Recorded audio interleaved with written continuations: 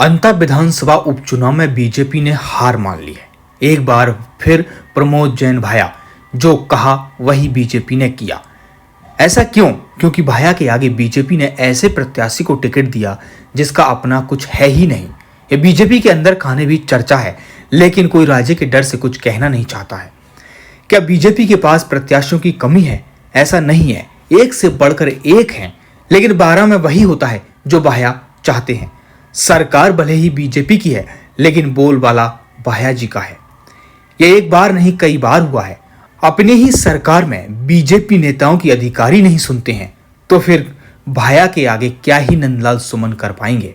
इससे अच्छा होता बीजेपी नरेश मीणा को टिकट देकर मैदान में उतार देती, तो मुकाबला बराबरी का हो जाता। कहीं ऐसा तो नहीं सीएम भजन लाल की किरकिरी करवाने के लिए अंता में वसुंधरा राजे की बीजेपी ने यह पूरा प्लान तैयार किया है, क्योंकि वसुंधरा राजे वाली बीजेपी अभी बैकफुट पर है। ऐसे में हाईकमान को संदेश देने के लिए यह सब कुछ किया गया हो, ऐसा भी हो सकता है।